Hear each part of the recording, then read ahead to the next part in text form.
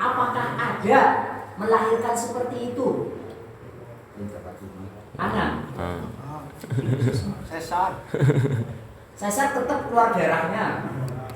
Om dibelah pasti betul. Ketiye. Mulane temriki walaupun ada hadis qala innamal ma'u minal ma'. Jarene ada keterangan fal waladu moko utawi anak iku layu sama ora den arani apa walad ma'in. Ma'in gede, ma'in mati. Karena anak itu tidak dikatakan atau tidak dinamai dengan mani. Walau waladat lamun lairaken sapa mata fina hari Ramadan walam ya jerone disbahan iki walam tar anggaran bingung walam tarolan ora weruh sapa mata daman ing getiye fal madhabu iku butlan saumiha wa qila la yaqulu annaha mahzubatun kal ittilam. Wah ya wah Muhammad. Ada mungkin habis lagi. Nah, kalau malam tardiman salah harokat sampai Gus Bahan bingung. Walam jebule walam tarot ya. Jangan. Ingat ini walam tardiman. Kalau di kamus tapi Gus Bahan itu mumet. Jebule walam tarot jangan. Ya, saya cukupkan keterangan ini sebelum sampai dengan furudul husli. Berarti silakan bertanya masalah syarat. Sebagian syaratnya sholat itu harus suci dari hadas besar. Adapun cara mensucikan itu mandi. Sesuatu yang mewajibkan mandi itu ada 5. Di antaranya tadi keluarnya sperma, jima, haid, nifas, wiladah. Sebenarnya banyak yang dipertanyakan karena kata Ustaz Mujibul Ghufran takon prabois ilmu loh, membutuhkan ilmu. Apa maning dimai sesi pertanyaan apa maning wong kowe isinan dhewek nglakoni tapi orang wanita takon atau bojone aku wis agus gebir misalnya sampean bojone sampean takon kali sampean bisa jawab pang sampean pas takon goreng kene isin bojone aku misalnya aku barengan garo bojo wis agus barang awan kametu cerces ke wajib agus maning apa ora perlu ditanyakan. Kemudian misalnya bojone sampean suci dalam keadaan haid niki batasnya suci ketika sudah mandi atau belum? Misalnya batas sucinya itu di mana? Apakah ketika sudah mandi atau ketika sudah mampet tidak keluar darahnya lagi? Kemudian kalau memang sucinya itu tidak keluar darahnya lagi, apakah boleh kita dukhul istri kita? Itu juga pertanyaan, tapi ya pertanyaan itu butuh ilmu juga. Mau sampai guru tentu kadang-kadang sampai orang paham. Pokoknya syarat saya sholat di antara lamun menurut kitab Safinatun Najah ana wolu bisa aja mikir Safinatun Najah di sini. Sing anak goreng kene. Wa min suruti sholat atau haram. Setengah sebagian dari syarat saya sholat itu harus suci dari hadas besar. Ya barangkali konsen pertanyaan nanti saya lemparkan siapa sing jawab monggo aja. Pulau jawab ora niku. Karena indah aja kuis, indah bisa nyakol mikabeh. Lempar-lemparan. Monggo. Ya ora, dalam ini tidak dilempar-lemparan. Mau tahu ora bisa minta yang nyautin seperti ini kalau bisa jawab apalagi bisa minta kuncinya. Ada di samping kuncinya bisa minta niku sudah termasuk pengurus LBMPC. Kayak apa mana? Enten bisa mungkin dalam bahasa masail. Silakan jenengan tanglet atau baca boleh baca tanglet. Tanya, monggo silakan sengaja tanglet dalam masalah ini yang tidak paham atau dari mahasiswanya. Mahasiswa itu biasanya kritis. Bagaimana? Syarat apa yang dinamakan syarat? Monggo buka pertanyaan. Nah, menjawab nanti Ustaz Zainal juga ada kekuatan vidya MPC dan ada kekuatan vidya ranting. Monggo yang bertanya masalah pribadinya jenengan, tapi sekitar syarat wajib apa syarat sahnya sholat. Di antaranya suci hadas besar, suci dari hadas, atau sampai lagi mancing. Misalnya lagi mancing sampai langsung sholat, bayar orang wudu, oleh orang bisa. Coba tanya pengalamannya sampai coba tanyakan. Ya, berapa menit? Monggo. Assalamualaikum. Waalaikumsalam. Gini Tad, kondisi untuk sahnya sholat ini diantaranya itu yang lima itu barangkali ada seseorang yang habis mabok Ya. parah, apakah itu harus wajib mandi besar atau gimana? Gimana? Nih ada pertanyaan tadi sisi tanya jawab, tidak harus saya yang jawab. Bagaimana ada orang mabok habis minum arak atau habis minum whisky, kemudian orang itu langsung sholat, apakah tanyakan sholatnya itu sah atau harus Wajib, mandi dulu? wajib. Bagaimana? Monggo Asatid, monggo Mas Syahin, monggo Ustaz Muhid, barangkali dan monggo Dik Ustaz dulu Front. Oke, masalah mabuk. Masalah mabok. Agar memiliki masalah mandi kita jelas tidak ada keterangan di antaranya mabuk yang tidak mewajibkan mandi. Kan ini jelas hanya 5 perkara yang mewajibkan mandi. Cuma merupakan sholat lagi mabuk pribadi. Wala taqrabus sholat kalau antum sukaro hatta ta'lamu ma taqulun. Jangan kamu sholat dalam keadaan masih mabuk sehingga kamu tahu apa yang diucapkan. Jadi syaratnya wong sholat karena perjalanan diharamkannya khomer itu kan bertahap. Jadi di era sebelum ada ketegasan haramnya khamr itu orang habis mabuk itu sholat, cuma terus mulai ada dilarang sholat ketika masih dalam keadaan mabuk. Sampai kapan? Sampai dia itu sadar, tahu apa yang dia ucapkan. Coba lagi nanti pikir, nanti untuk apa ya ayat ini untuk peringatan bagi kita. Orang mabuknya orang yang sholat sebelum dia itu sadar, sampai tahu apa yang dia ucapkan. Lah kita sing orang mabuk sembahyang orang artis diomong ngumpulin musim mabuk. Makanya penting ngaji. Bahkan orang yang mabok itu tahu akan yang diucapkan itu sholatnya bagaimana. Orang mabok tapi tahu yang apa yang diucapkan itu sholatnya seperti apa itu juga. Ya, artinya apa dari pertanyaan itu mabuk bukan enggak, jadi masalah wong sing maboknya wajib mandi enggak dilihat konteks aja. Langkah di antaranya sesuatu yang mewajibkan mandi itu mabok enggak. Jadi wong mabok ya ketika masalah orang wajib adus, orang berhadas besar. tapi ketika bukan kategori hadas besar mabok ya, cuman anggapan sholat orole wong lagi mabok sembahyang orole sampai dia itu sadar oh macane maca Fatihah dan ini terbangga udah Pancasila hatta ta'lamu ma taqulun. Jadi sehingga dia itu tahu apa yang diucapkan. Lah cuma kayak pukulan bagi kita lah, kita ke status orang mabuk tapi sembahyang orang ngerti si domong kayak dewek apa artinya apa ngumpuli wong sing lagi mabuk. Ya pentingnya ngaji ya. Jadi maaf misalnya itu pukulan keras bagi kita. Wong mabuk ya orang sholat sampai itu sadar. Yang namanya sadar itu apa? Dia itu hatta ta'lamu ma taqulun. Dia itu tahu apa yang dia ucapkan. Jadi sadar ya macam Fatihah ya, dia itu tahu Fatihah. Enggak tahu lah kita wong jari ini sadar.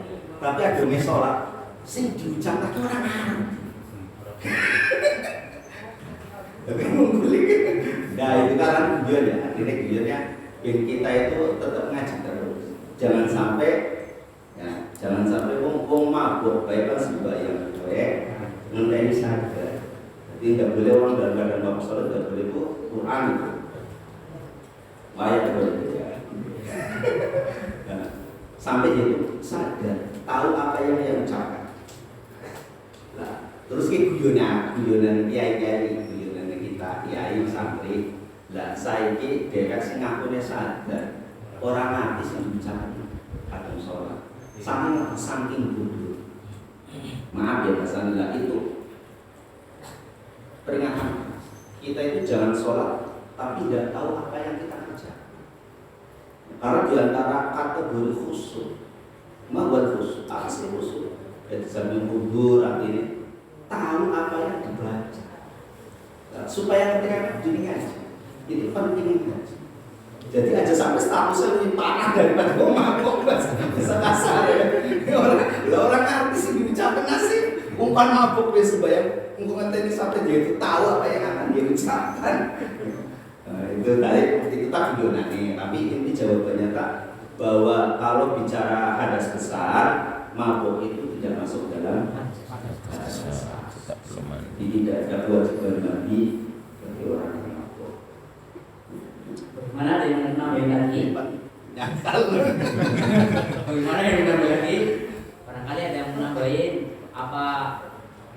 Kan tadi sudah dijelaskan termasuk mabok itu bukan termasuk sesuatu yujibuhu, bukan waladi yujibuhu. Sing waladi yujibuhu itu ada di satu Asia. Berarti mabok tidak termasuk waladi yujibuhu.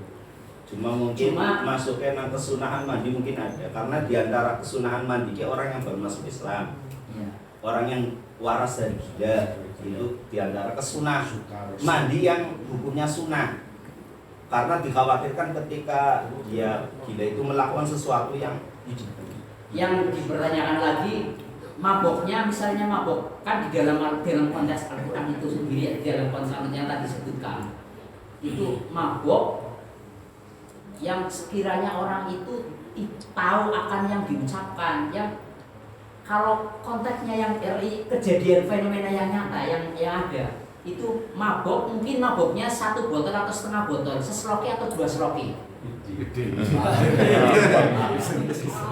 Ya karena dolannya aku pengalaman, bukan berarti saya pernah kan tidak. Sesloki atau 2 sloki itu sadar betul. Orang komunikasi, nah, sampai komunikasi itu sadar betul yang diomongkan itu. Kadang-kadang batasnya mabok itu yang saya kadang bingung, belum paham sebatas mana orang itu dikatakan mabok, atau kalau orang itu minum whisky itu sudah dikatakan mabok, atau mungkin orang mabok tidak minum whisky karena tidak tahu apa yang diucapkan itu sudah dikatakan mabok. Nah, saya kembali kepada yang bertanya, apakah orang itu minum whisky atau memang mabok cubung sehingga tidak sadar apa yang diucapkan? Ya yang dari yang lain. Dari definisinya sukaro mabok itu apa? Nah ini tadi saya sudah sampaikan, tarinya mabok itu seperti pengalaman mabok. Apakah sing dari maboknya benar-benar ya mungkin pernah ya banyak yang kita kadang mau mabok ngomongnya nggak biar mungkin jadi tidak tahu apa yang diucapkan mungkin jadi nggak biar lah pokoknya orang asing diucapkan apa setelah ayo mau kecubung lah begini ya nyatanya wis real peta orang sadar apa yang dilakukan dan apa yang diucapkan, bahkan ketika sadar pun tadinya ngomong apa itu sama sekali tidak tahu. Mungkin definisi mabok itu kayak gitu. Berarti kayak mungkin mabok yang tidak sadar. Iya, yang tidak sadar. Kayak mungkin apa maning sing wis langganan kan kadang nah yustayo sabot tolong rampan ora mabok. Maboknya memang botol artinya wis botol nyampe belanja kayaknya orang sadar apa itu. Mungkin itu definisi sekarang mungkin itu. Tapi jelas tadi saya sebutkan tadi jawabannya dari dengan Ustaz Johari. Yang jelas tadi mabok itu bukan kategori yang sesuatu yang mewajibkan mandi. Adapun nanti kalau misalnya mabok itu kategori mewajibkan mandi, berarti sholat itu sholatnya misalnya orang mabuk kayak misalnya mabuk setengah sadar atau mau sholat mau mabuk sampai sebab real kenyataan orang itu ya boleh dikatakan mabuk atau boleh tidak sehabis minum whisky itu mah sholat sadar betul dan niat sholat. Nah perlu diapresiasi orang seperti itu, tapi diapresiasi ingin sholatnya itu, tapi tidak diapresiasi minum khamrnya itu yang dilarang. Sebab saking wajibnya sholat, saking diwajibkannya sholat, orang dalam keadaan faqidut tahurain itu falatus tarotu atau haro fi haqqihi ma'awujubil i'adah. Apalagi di sini saya juga dalam kebingungan. Ama faqidut tahuraini anapun utawi wong kang kasepen suci dari keduanya, berarti suci dari sepi dari air dan suci dari hadas kecil dengan hadas besar itu walatus tarotu atau harotu pihak ini ma'awujubin yang ada alaihi, berarti tidak wajib sesuci. Artinya gimana ini tadi? Berarti sepi dari suci, sepi dari hadas kecil dan hadas besar itu tidak disyaratkan untuk sesuci dan tidak diwajibkan mengulang.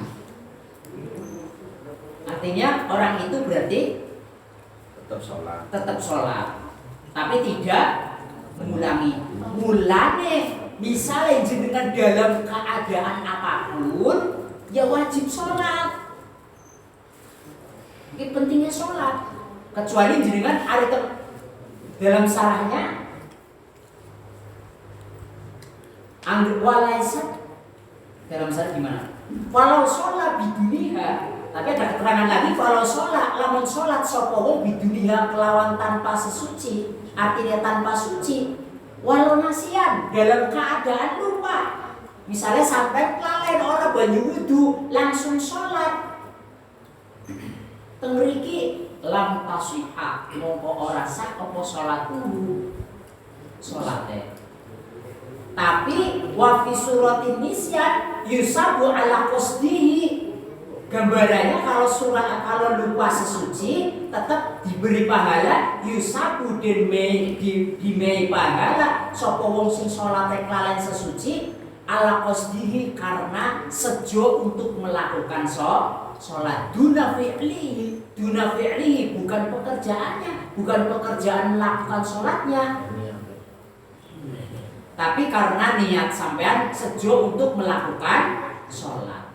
Ilat qiraata kecuali baca Al-Qur'an angger sampean baca Al-Qur'an kelalen kas barengan langsung sholat baca Al-Qur'an ya ora oli paha.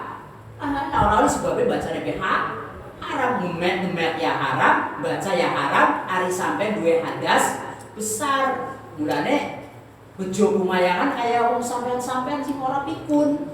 Kas barengan dadine adus. Angger sampai duwe penyakit pikun, kas barengan langsung sholat. Banyu putih langsung sholat. Barang takbir wis ning tengah, barang donga kunut, ya Allah, aku jebule kas barengan guru adus. Sampai gegian balik adus dibaleni maneh sholat. Anas be aku ya guru anas sampai sampe sing Pak.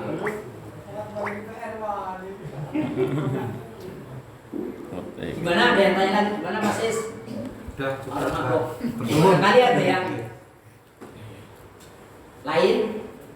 Bang takon, sesi tanya jawab. Ya. Ya sebelumnya saya juga ada berkeluarga. Ya.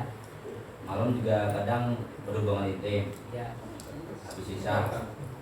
Sore ya. Jangan bayangin nanti. Walaupun masih sore. Habisnya berhubungan intim. Ya. Cuman saya juga kadang malas kan setelah berhubungan intim langsung mandi. Karena saya berpikir takutnya kalau saya nggak langsung mandi, takutnya saya meninggal dalam keadaan hadas besar. Apakah ada solusi lain? Selain mandi? Atau setelah mandinya mepet subuh ketika bangun tidur. Gimana? Harusnya bagaimana? Apakah itu bisa menggantikan? Ya, apakah wudhu? Pagi, menjelang pagi. Saya makan aja ya. Kalau saya jawab nanti kalian yang bisa jawab, bisa kita atau bisa mungkin bisa. Gimana solusinya? Bisa topik bisa. Gimana ini? Tadi sudah dengar kan? Hubungan. Ya, Karena terus kami sore. solusinya bagaimana? Isin. Atis. Karena mau isin Kalau mertua.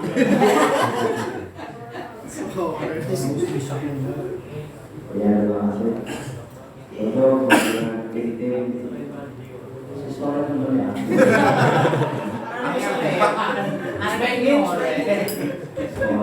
Sinom wajar. Anda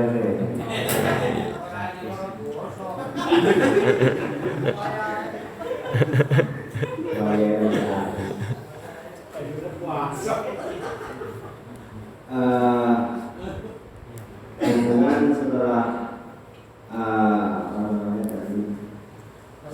hubungan intim itu kan ada istilah kewajiban bermandi. Cuma ada keterangan barangkali cuacanya dingin itu boleh, menurut saya dengar itu boleh izin. Oh, cicil. Izin kan dari bahasa. Barangkali ketika mau disiram semua kemudian nanti akan badan menjadi sakit, boleh nyicil dulu. Misalnya kepala, terus nanti setelah mau sholat subuh, kemudian badan. Dan yang paling terjadi ini ketika kita mandi, yang seperti diterangkan oleh Subhan, kebanyakan orang mandi itu langsung menggunakan air yang dicampur dengan sambil bajur, siram, terus langsung menggunakan sabun. Itu air ketika belum rata sampai ke badan, terus langsung dicampur dengan menggunakan sabun atau sampo, itu nanti bisa membahayakan air yang mengalir di seluruh tubuh itu tidak suci, karena air yang dialirkan itu tidak tercakup dari dua pola. Jadi solusi dari keterangan Mbah Almarhum Rosidi itu solusi ketika kedinginan atau sangat berbahaya dengan badan kita, rematik atau yang lainnya, boleh dikritik adusnya. Itu keterangan dari saya. Barangkali ada yang mau menambahi, monggo saya kembali.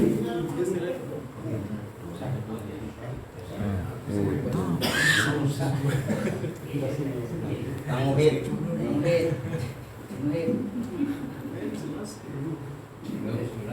Zaman kritik. Artis di kredit.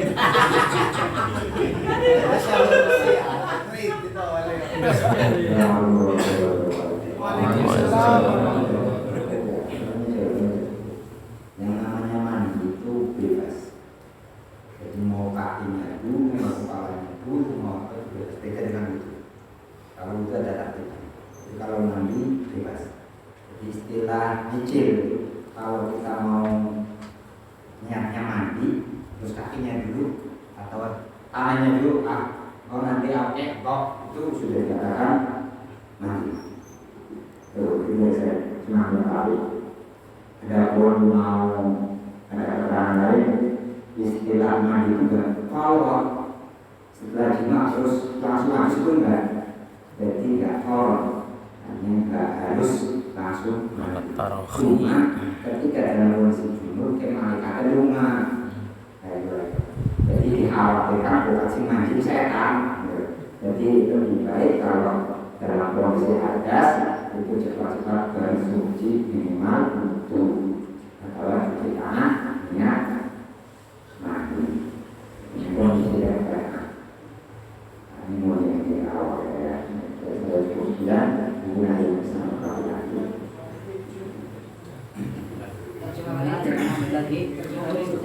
Udulah. Assalamualaikum warahmatullahi wabarakatuh. Waalaikumsalam warahmatullahi wabarakatuh.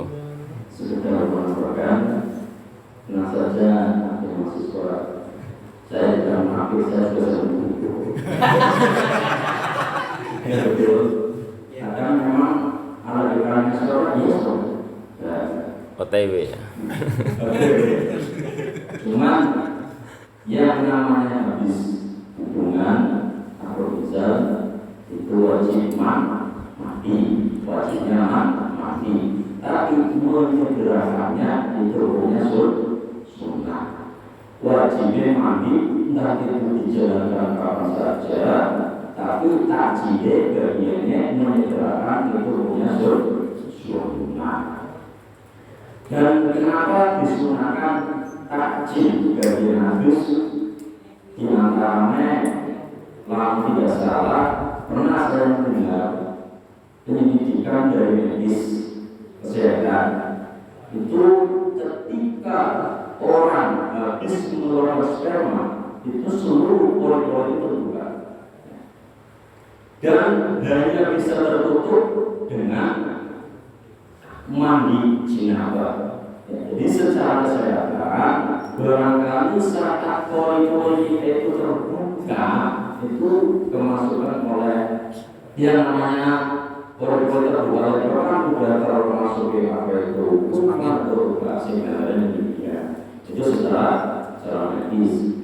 Misal seumpama habis ya kalau tidak salah saya pernah mendapat keterangan Kanjeng Nabi juga pernah melakukan hal itu, tapi ketika habis hubungan terus mau tidur, solusi utamanya ya wudhu. Solusi utama, tapi bukan berarti wudhu itu menggantikan jinabah ya, hanya solusi saja. Terus ketika habis kayak itu biasanya lapar, ya kan? Kalau ada yang makan.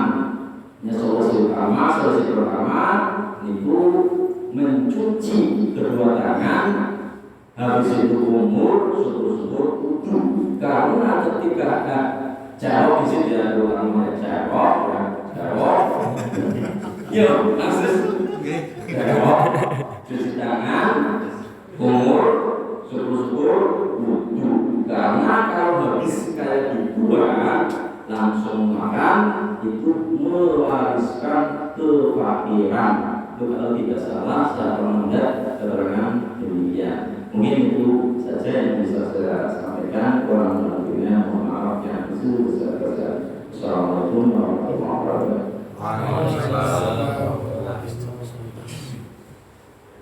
Saya menjelaskan saja dari yang sudah dijawab tadi. Cuma termasuk masalah di sini aku nggak perlu. Ini harus lucu. Tapi wajibnya mandikan ketika mau sholat. Itu wajibnya mandikan ketika mau dari suruh sholat. Wajibnya mandi ketika mau sholat. Maka ketika belum mau sholat yaitu tidak mandi, belum wajib. Seperti maaf, saya pernah waktu kiai menerangkan masalah mandi, di antara mandi wilayah itu kayak itu ngirim misalnya karena sudah ada kejadian. Wong kas lahiran dari bukunya dipaksa dimandikan, jalannya mati. Itu bukunya sih goblok. Wong wajib harus sekali pang sholat. Ketika belum mau sholat ya belum wajib. Nah, cuma kini pun masalah terlarang. Ada kesunahan. Jadi uang ketika habis berhubungan mau nambah, itu disunahkan. Ya. Artinya wudhu berarti sebelum wudhu ya yang namanya kotoran dicuci dulu, termasuk cuci tangan carok dan sebagainya itu ya dicuci. Yang dicuci bukan tangan termasuk kemampuannya dicuci. Terus wudhu. Mau tambah ronde, sunah wudhu. Mau makan minum habis. Orang yang hadas besar mau makan minum itu wudhu sunah. Makruh hukumnya dalam keadaan hadas besar langsung makan atau minum. Maka menghilangkan kemakruhannya adalah dengan wudhu. Di antaranya lagi masih sore sudah jinabah, mau mandi males.